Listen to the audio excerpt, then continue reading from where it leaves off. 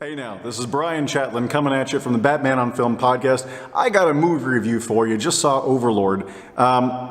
Did a review in the theater. Had a weird guy that was standing really close and hovering make me a little nervous as soon as I brought the camera out. Sorry if I'm talking a little bit fast. Go ahead and have a listen. I've had a few more thoughts since I recorded it, so we'll cut back over as soon as that's done. So I'll see you in a second. Hey now, this is Bryan Chatlien coming at you from Batman on Film, and I just got out of the screening for Overlord. Actually, you know, you guys haven't brought me in a podcast in a while. We got to fix that, but at least I get to go to the screening, so that's awesome.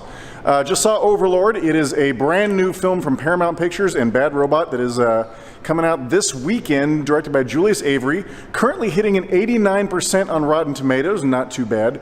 Probably one of the most intense movies I've watched in a while. If you don't know the premise, the whole concept is you've got some troops being dropped in just hours before D-Day in France, and they've got to take down a radio tower, and along the way, they actually discover a Nazi lab, and everything that happens there. I gotta say, this was actually one of the most painful movies to watch in a while. It was good. The acting was fantastic. It was a good story, and actually the exposition was fantastically done.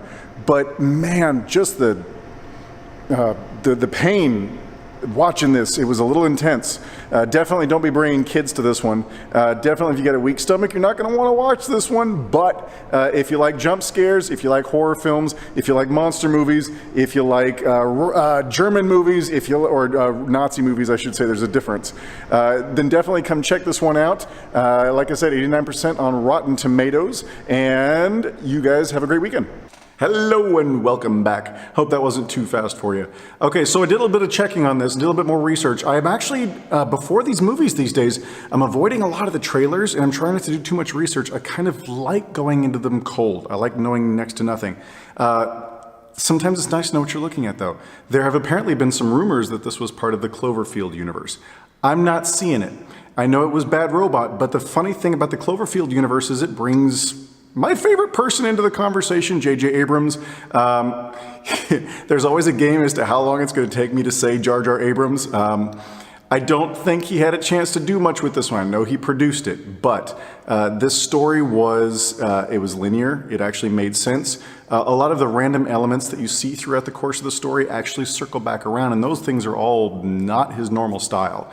You've got characters that are interesting. The exposition was actually beautifully done. And when the whole thing is done, it wraps up very, very nicely, and you're kind of cheering these guys on, and you're hoping the world works beautifully. I don't see it as part of the Cloverfield universe. We'll see how that goes. That may be just a catch-all for all sorts of weird stuff happening. If it is part of the Cloverfield universe, I'd love to see how everything someday wraps together. Who knows? But I'll tell you what, part of my issue with how intense this movie was, I don't go and watch movies like Saw. I'm not their target audience. I'm not the normal person for that. So torture porn is the term for it. It's not me. I almost walked out of this movie at least once because the intensity and the pain and the violence just kept ramping up higher and higher and higher. And there's a point where I was like, man, I'm exhausted. This is all I got. So if I know that there's an audience for that. I know there are people that are huge fans of those movies. There's a reason they keep getting made. So I stuck around and I watched through the rest of it. I'm glad I did. It had a good ending to it.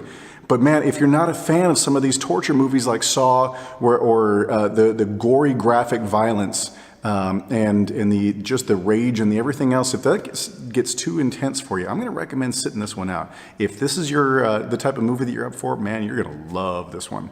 Definitely check it out if it's your thing. Good to talk to you guys again. This is Bryan Chatlien. Boop. This is Bryan Chatlien from Batman on Film. Good to see you guys again.